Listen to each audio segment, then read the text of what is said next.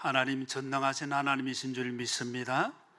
우리를 구속해 주신 주님의 은혜가 오늘 우리 모든 성도들의 심령 속에 차고 넘치게 되기를 주님의 이름으로 축복합니다.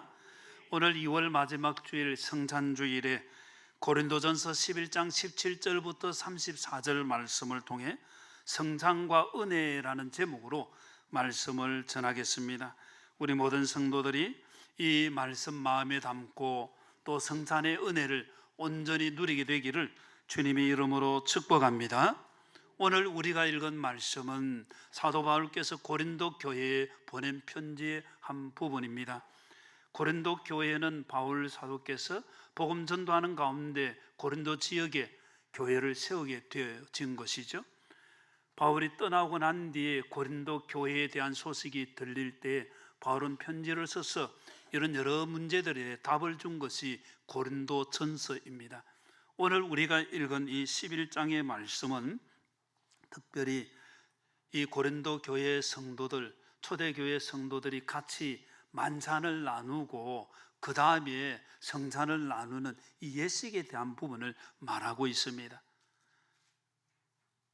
예수님께서 유월절 마지막 만찬을 하시고 다 제자들하고 식사를 하시고 난 뒤에 그 다음에 그 가운데서 떡을 들어서 이것은 너희를 위하는 내 몸이다, 잔 포도주 잔을 들어서 이것은 너희를 위해 주는 나의 피, 언약의 피다. 주님께서 이렇게 성찬을 직접 제정을 하셨습니다. 근데 고린도 교회 성도들은 이 성도들의 구성이 다 형편이 동일한 건 아니잖아요. 많이 가진 자도 있고 없는 자도 있고, 지금처럼 우리가 식당이 있어서 성도들이 봉사를 하고 같이 헌금해서 식사하는 그런 공동 식사의 모습이 아니라 그 당시에는 자기 집에서 음식을 가져오는 거예요. 많이 있는 사람 많이 가져오고 없는 사람은 못 가져오고, 그렇게 해서 같이 먹고 그 가운데 성찬을 행하는 것입니다. 그런데 오늘 우리가 읽은 말씀을 보면 고린도 교회 성도들이 이 만찬을 행하고 성찬을 행하는 부분에 문제가 생긴 것을 보여주고 있습니다. 어떤 문제가 생겼느냐 하면 21절 이하에 보면 먹을 때에 먼저 온 사람이 먼저 먹어버리는 거예요. 늦게 오는 사람은 먹지 못하는 일이 되어지죠. 배고픈 것도 문제지만은 이어지는 성찬 예식도 문제가 되어지는 것입니다. 그렇기 때문에 우리 읽은 말씀에 보면 어떤 사람은 먼저 먹어서 또 먼저 마셔서 취한, 포도주를 많이 마시니까 취하는 상태가 되어지고, 어떤 사람은 늦게 와서 먹지 못하고 문제가 되어진 거죠. 그래서 바울이 지적합니다. 너희가 먹고 마실 집이 없느냐? 왜 그렇게 하느냐? 너희가 이렇게 한 것은 하나님의 교회를 업신여긴 것이다. 그리고 빈궁한 자를 부끄럽게 만드는 것이다. 빈궁한 자를 좀 생각하고 배려하고 해야 되는데 그렇지 못한 것을 지적하죠. 그리고 성찬에 대해서 다시 설명을 합니다. 그리고 성찬을 합당하게 행하면 하나님의 은혜를 누리는데, 합당하게 행하지 못하면 주의 몸을 분별하지 못하고 먹고 마시게 되어지면 너희 중에 약한 자도 있고 병든 자도 많고 잠자는 자도 있다. 그 말은, 잠자는 자라는 말은 죽는 자를 말하는 거예요. 성찬 예식을 합당하게 행하지 않으므로 병도 들고 약하게 되어지고 죽게 되어진다는 걸 말하죠. 아주 무서운 말입니다. 그리고 합당하게 행해야 될 것을 권고를 하죠. 그래서 그렇게 하지 말고 이제는 좀 기다려라, 배려하라는 거죠. 늦게 온 사람 배려를 좀 기다렸다가 같이 만찬을 나누고 같이 성찬을 해야 되지 않겠느냐. 그래서 이 가르침을 통해서 성찬의 은혜를 받아야 될 것을 말씀을 합니다. 성찬을 행하면서 받는 은혜가 참 많이 있는데 오늘은 한 3가지 정도를 말씀을 나누고자 합니다. 첫 번째, 성찬을 통해 예수님의 십자가 죄사함의 은혜를 다시 확신한다는 것입니다. 고린도전서 11장 23절에 내가 너에게 전한 것은 주께 받은 것이니 곧 주 예수께서 잡히시던 밤에 뭘 가지사? 떡을 가지사. 이 떡을 가지시고 주님께서 말씀하십니다. 24절에 축사하시고 떼어 이르시되 이것은 너희를 위하는 뭐라고 했습니까? 뭐라고 했습니까? 몸이란. 떡인데 예수님의 몸을 상징하는 것입니다. 떡이 예수님의 몸이 되는 것은 아닙니다. 그런데 예수님의 몸을 상징하는 예식이란 말이죠. 그래서 이것을 행하여 나를 기념하라 하셨습니다. 그리고 25절에 보면 식후에 또한 그와 같이 잔을 가지시고 포도주가 담긴 잔을 말합니다. 이 잔은 내 피로 세운 뭐라고 했습니까? 주님의 피로 세운 새 언약이라는 거예요. 이것을 행하여 마실 때마다 나를 기념하라. 주님의 살 찢어 주심과 피 흘려 주심, 그것은 우리의 죄를 대속해 주신 은혜를 말하는 것입니다. 그래서 성찬에서 우리가 꼭 마음에 담고 기억하고 기념해야 될 것은 주님께서 나를 위해 몸을 내어 주셨다는 것, 주님께서 나를 위해 피를 흘려 주셨다는 것, 이것을 마음에 다시 새기고 내가 주님을 통해서 죄 사함을 받았구나, 죄 사함의 은혜를 확신해야 된다는 것입니다. 예수님께서 우리를 위해 십자가 지시고 대속의 죽음을 당하신 줄 믿습니다. 그래서 성찬 예식을 행할 때에 이 은혜를 다시 확신해야 됩니다. 우리는 참 연약해서 은혜 가운데 계속 있으면 좋겠지만은 주님 구원의 은혜를 받았다고 하면서도 구원받지 못한 자의 모습을 가질 때가 들어 있습니다.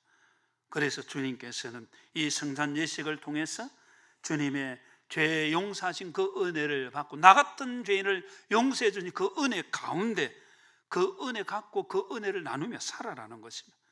우리를 죄와 사망에서 주님께서 건져주신 줄 믿습니다. 성찬 예식을 통해 우리를 살려주신 영생의 은혜를 주신 것을 마음에 담는 것입니다. 에베소서 1장 7절 말씀입니다. 우리는 그리스도 안에서 그의 은혜의 풍성함을 따라, 그 다음 읽습니다. 시작. 그의 피로 말미암아 속량 곧 죄 사함을 받았느니라. 아멘. 주님의 보혈로 죄 사함 받은 줄 믿습니다. 주님께서 십자가 지심으로 누구든지 주님을 믿는 자는 이 대속의 은혜를 누리는 거예요. 그런데 이 은혜가 잊혀지지 않아야 되는데 잊혀지는 경우가 많습니다.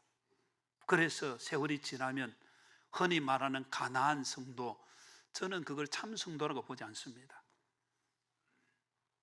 온전한 성도가 되어야 할 줄로 믿습니다. 교회 안 나가면서도 나 주님 믿는다, 주님께서 과연 그렇다고 하실까 생각해 볼 부분이죠. 제가 말씀을 준비하면서 문성주 성도의 간증을 들었습니다. 이 문성주 씨는 중학교를 졸업하고 서울로 올라가게 되어집니다. 서울로 올라가 봐야 특별한 거 없죠. 몸이 좀 좋았던 그 탓에 조직 세계에 들어가게 되어집니다. 조폭이 되어진 거예요. 몸이 문신도 하고 몸도 키우고, 그러면서 그곳에서 이제 싸움이 있으면 가서 앞장서서 싸우고, 칼에 여러 번 찔려서 상처도 많이 받고 죽을 위기도 넘겼습니다. 그렇게 살아가다가 옆에 친구들 통해서 마약을 접하게 되어집니다. 마약을 하는데 이게 자기가 그때 결혼한 지 얼마 안 되고 외동딸을 하나 두었는데 자기 가정보다도, 그리고 자기 외동딸보다도, 아내보다도 마약이 더 좋은 거예요. 마약을 하게 되어지니까 모든 거 있는 것 같아요. 근데 마약 한번 하게 되어지면 빠져나오기가 참 쉽지 않죠. 그 마약 값을 마련하기 위해서 도박도 하게 되죠. 여튼 돈을 벌어야 되니까 자기가 또 도박하는 하우스라고 흔히 부르는 그 도박집도 운영을 하고, 그런데 버는 돈은 다 글로 들어가는 거예요. 결국은 1년 만에 이혼하게 되어지고 자신의 삶은 점점 피폐하게 되어집니다. 도박해서 돈 번 것이 아니라 마약값으로 빚까지 지게 되어지고 몸은 엉망이 되어지고 7년을 그렇게 보냈습니다. 이혼했던 아내에게 전화가 오는 거예요. 여보, 어떻게 지내? 당신 교회 가서 예수님 믿어야 돼. 예수님 믿으면 살게 되는 거야. 그 말이 들리게 되어지고, 이제 기댈 데가 없는 그 상황에서 이혼했던 아내의 말을 듣고 아내를 따라 교회를 가게 되어집니다. 3개월을 그렇게 교회를 가게 되어졌는데 사람들이 모였는 그게 이해가 되지 않았고, 또 같이 찬송하는 것도 자신은 모르니까 기도하는 것도 말씀 듣는 것도 들리지 않습니다. 3개월이 지나던 어느 날 자신의 귀에 들리는 단어가 있었습니다. 그건 회개라는 단어, 회개해야 된다는 것입니다. 그 단어가 들어오는 순간에 자신의 삶을 보게 되어졌습니다. 정말 피폐해진 그 삶, 죄로 인한 것, 자신의 죄들을 고백하게 되어졌습니다. 마약으로 찌들은 그 삶에서 자신이 눈물로 회개하게 되어지고, 특별히 요한복음 16장에 보면 죄에 대하여라 하면 저희가 나를 믿지 아니하며 이런 죄 저런 죄 지었다고 생각한 그것보다 더 큰 것이 주님을 믿지 않은 것이 죄였구나 깨달아지는 순간에 눈물 콧물 흘리며 하나님의 회개를 하게 되어집니다. 주님께서 십자가 지시고 나를 위해 죽어주셨구나. 주님의 대속의 은혜를 누리는 순간에 심령이 변하며 삶이 변하게 되어집니다. 부활하신 주님을 만나며 그의 삶이 새롭게 부활을 하기 시작했습니다. 조직 생활에서 떠나게 되어지고 마약 끊게 되어지고, 지금 마약 끊은 지가 10년이 넘습니다. 참 쉽지 않은 것인데 주변에 기도하는 사람들이 돕고 마약이 끊어지게 되어지고 가정이 다시 합하며 회복이 되었습니다. 그리고 또한 자신의 삶에서 조폭 생활했던 그것이 정리가 되어지고 학원에 차량 운전기사로 취직했는데 성실함을 인정받아 지금은 학원의 부장이 되어졌습니다. 자신의 삶에 주님을 만나고 난 뒤에 변화된 것을 이야기하죠. 주님은 우리를 새롭게 살려주시는 분이신 줄 믿습니다. 오늘 성찬식을 행하며 아직 세례를 받지 못한 성도들은 마음으로 참여를 하며 주님께서 살찌 져주고 피 흘려주신 그 은혜 가운데 나의 죄를 사해 주시고 나를 새롭게 살려주신 그 주님의 은혜를 다시 확신해야 됩니다. 그래서 주님께서 기념하라, 기억하고 마음에 담고 이 은혜 가운데 들어가는 우리 모두가 되기를 주님의 이름으로 축복합니다. 성찬을 통해 예수님의 십자가 죄사함의 은혜를 다시 확신하는 우리 모두가 되기를 주님의 이름으로 다시 축복합니다. 두 번째로 성찬을 통해 예수님의 치유와 회복의 은혜를 누리게 된다는 것입니다. 우리 읽었던 말씀 고린도전서 11장 29절에 보면 주의 몸을 분별하지 못하고 먹고 마시는 자는 자기의 죄를 먹고 마시는 것이다. 11장 30절에 보면 그러므로 너희 중에 어떤 자라 했습니까? 약한 자, 그 다음 병든 자가 많고 그 다음 잠자는 자도 적지 아니하니. 그러니까 성찬 예식기에 주의 몸을 분별하지 못하고 그냥 아무 생각 없이 합당하지 못하게 들어가게 되어지면 오히려 그게 자기를 약하게 만드는 것이고 병들게 만드는 것이고 그게 죽는 거예요. 아주 무서운 말이에요. 거룩한 예식에 참여해야 될 줄로 믿습니다. 우리가 성찬 예식 아무나 하는 게 아니에요. 기독교 교리적으로 은혜의 방편이 세 가지가 있는데 하나는 말씀, 두 번째는 기도, 세 번째는 성례입니다. 말씀, 기도는 그냥 누구나 들을 수 있습니다. 성례, 세례와 성찬이라는 이 성례에는 아무나 들어갈 수가 없는 거예요. 주님께서 나를 위해 죽어주셨고 내가 죄사함 받고 구원받은 자라는 고백, 세례를 받고 그 고백이 있는 자가 들어가게 되는 거예요. 말씀은 그냥 들을 수 있는, 오늘 여기 세례 안 받았다고 말씀 못 듣습니까? 세례 안 받았다고 기도 못 합니까? 그러나 거룩한 이 성례식에 세례를 받는 자만이 성찬에 들어가는 자격이 있어야 된다는 거예요. 합당하게 하는 건 그런 말을 말합니다. 합당하게 들어가야 될 줄로 믿습니다. 흔히 새가족 들어오면 또 어린아이들에게 아무 생각 없이 떡 주고 포도주 주고 아니에요. 주님의 살과 피를 기념하는 거룩한 예식이라는 걸 알고 합당하게 해야 됩니다. 합당하게 행하게 되어지면 우리 읽었던 11장 30절은 약한 자, 병든 자, 잠자는 자라 했는데 반대로 합당하게 행하면 주님께서 우리의 병을 치료해 주실 줄 믿습니다. 우리를 강하게 해주실 줄 믿습니다. 우리를 살려주실 줄 믿습니다. 제가 아는 장로님이 코로나 때에 죽을 위기를 당했습니다. 코로나가 참 별것 아니다고 생각하는 사람도 많습니다. 저도 그 가운데 한 사람이기도 합니다. 그런데 돌아보면 코로나로 인해서 물론 독감으로 사망한 사람보다는 통계적으로 숫자가 적지만은 코로나로 인해서 죽음을 당하는 사람도 있습니다. 제 가까이에서 그런 이야기를 참 많이 들었습니다.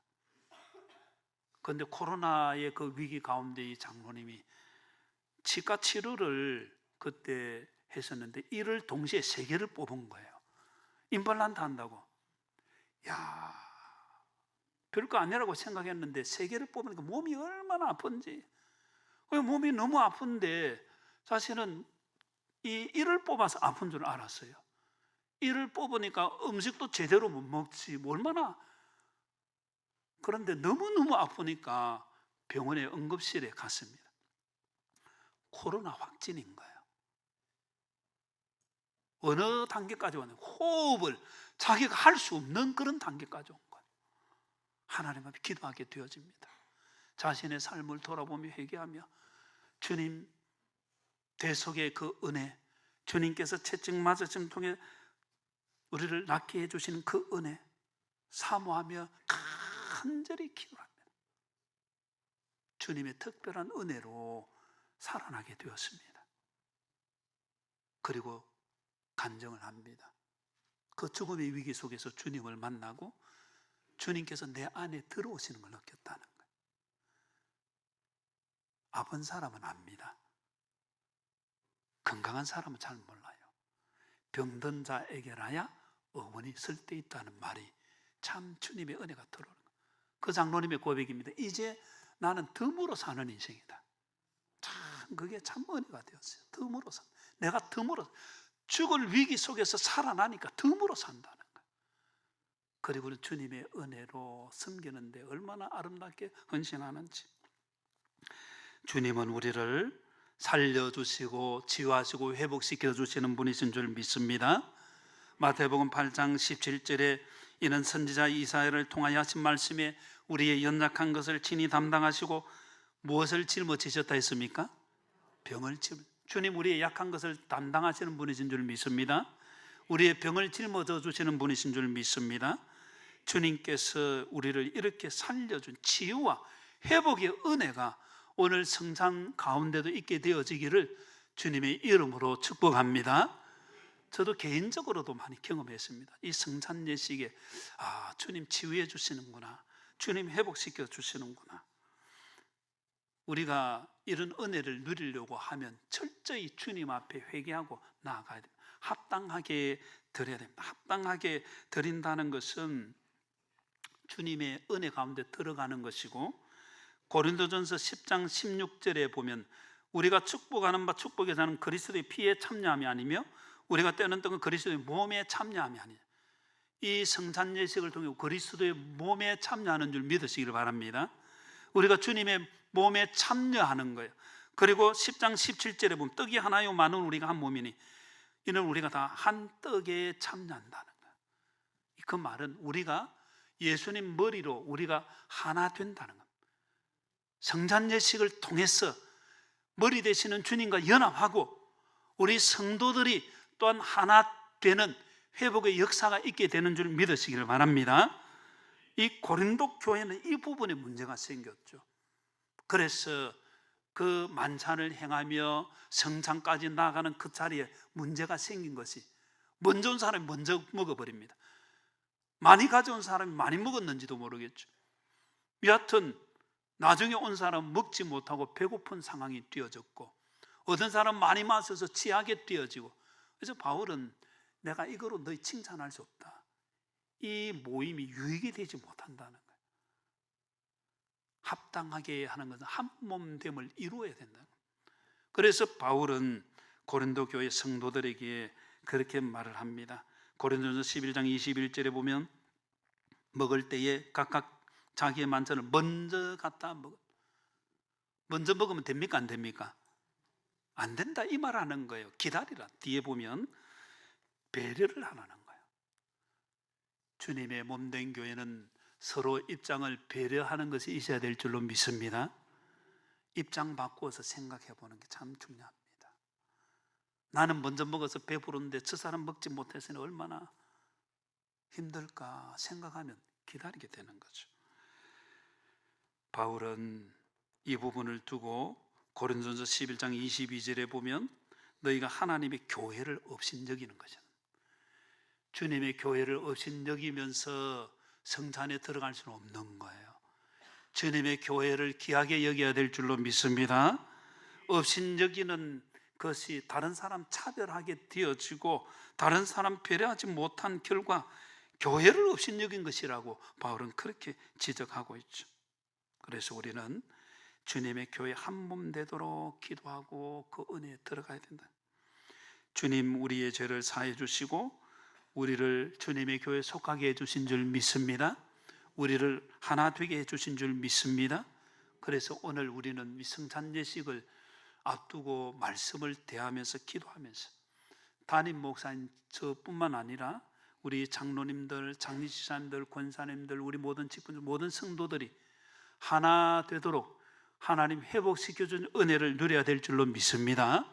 하나 되고 회복이 되어야 하나님의 은혜 가운데 들어가게 되어지고, 우리 어디서 만납니까? 교회에서 만나고 또 어디서 만납니까? 천국에서 만나야 되겠죠. 옆 사람에게 천국에서 만납시다. 아이고 나 저 사람 싫어. 주님께서 나 같은 죄인을, 너 같은 자를 용서해 주셨는데 그 말이죠. 우리 한 번 더 천국에서 만납시다. 그래서 바울은 고린도 교회 성도들에게 고린도전서 11장 33절에 그런 적 내 형제들을 먹으러 모일 때 서로 뭐 해라 합니까? 서로 뭐 해라 합니까? 왜 기다립니까? 같이 먹는 의미가 무엇입니까? 하나 되는 거예요. 하나 되기 위해 해라는 거예요. 그렇게 해라는 거예요. 서로에 대한 배려, 입장을 바꾸어서 생각할 때에 하나님의 은혜가 주어져요. 고린도전서 11장 27절에 그러므로 누구든지 주의 떡이나 잔을 합당하지 않게 먹고 마시는 자는 주의 몸과 피에 대해 죄를 짓는 것이다 했습니다. 우리는 합당하게 먹고 마셔야 될 줄로 믿습니다. 합당하게 먹고 마신다는 것은 나 같은 죄인을 사해 주신 주님 앞에 회개하며 그 자리에 들어가는 것입니다. 회개하지 않은 악한 심령으로는 그 은혜에 들어갈 수 없고 그게 합당하지 않음으로 나에게 문제가 생긴다는 것입니다. 그리고 자기를 잘 분별하고 살펴야 돼요. 자기를 성찰하고 삶을 돌아보고 참여해야 됩니다.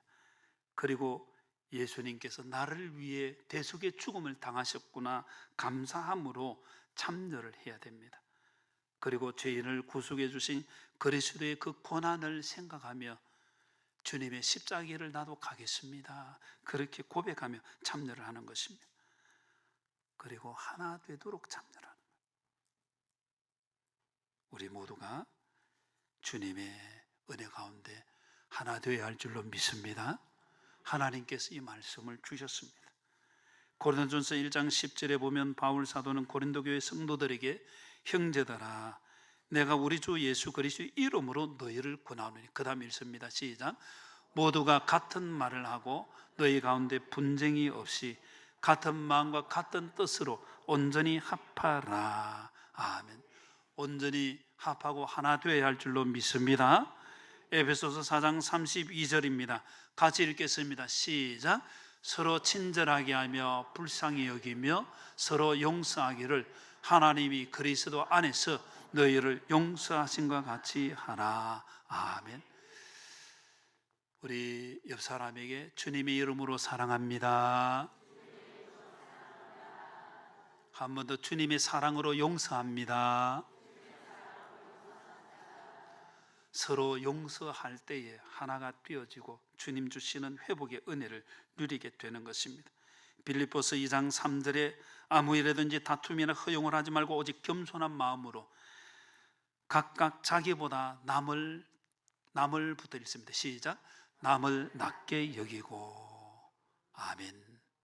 말씀 마음에 담아서 합당하게 성찬을 행함으로 병든 자, 약한 자, 잠자는 자들이 치유되고 회복되고 생명 얻는 역사가 일어나는, 그래서 서로를 배려하고 입장을 바꿔서 서로를 또 존중하고 하나 되는 이 은혜에 들어감으로 주님께서 치유하시고 회복시켜 주시는 은혜를 우리 모두가 누리게 되기를 주님의 이름으로 축복합니다.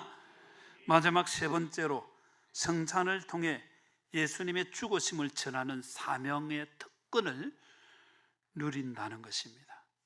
여러분, 사명은 짐입니까? 특권입니까? 사명이 짐일 수도 있지만은 사명이 특권입니다.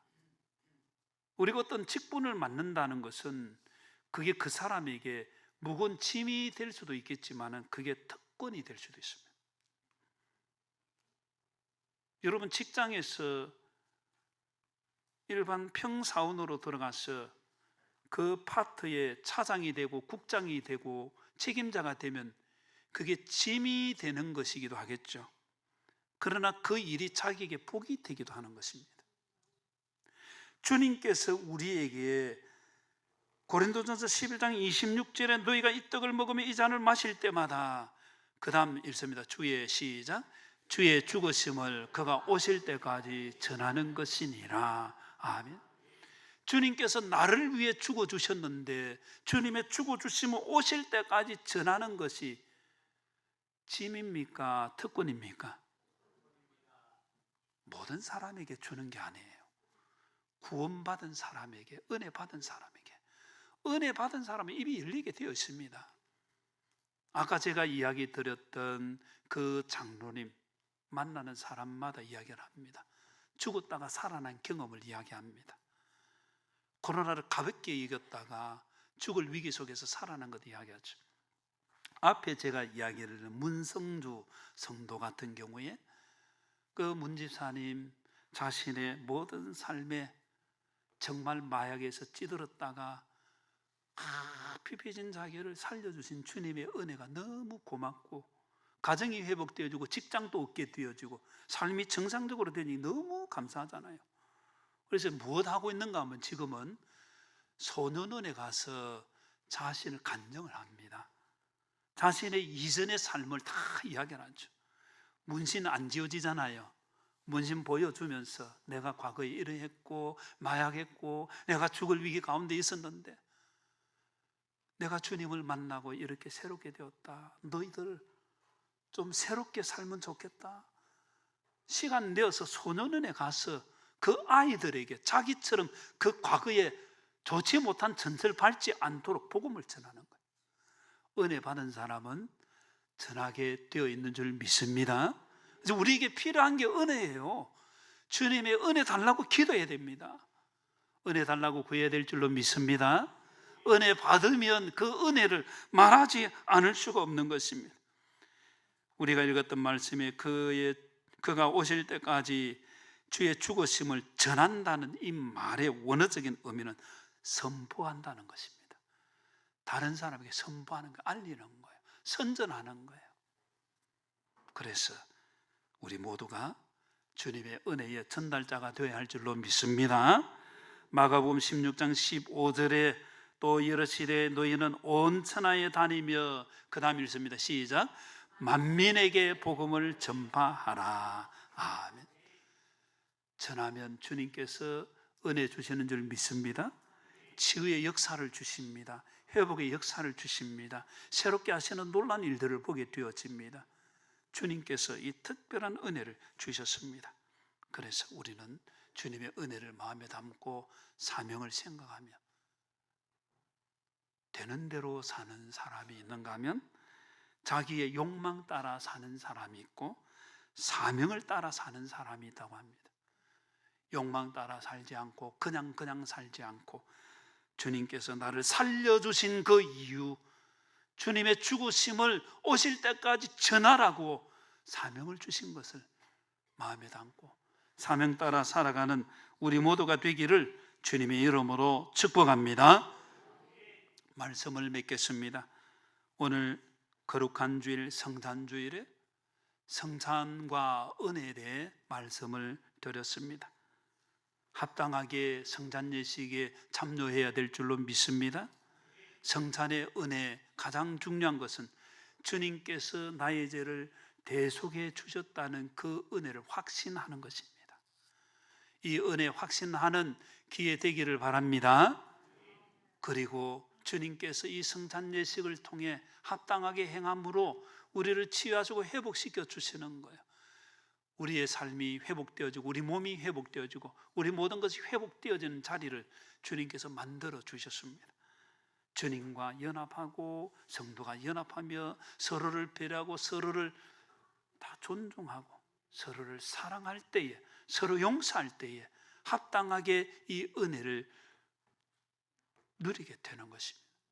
우리 모두가 주님의 은혜 가운데 치유함 받고 회복되어서 주님의 은혜를 주님 오실 때까지 전하며 대속의 복음을, 구원의 복음을 담대하게 전하는 우리 모두가 되기를 주님의 이름으로 축원합니다.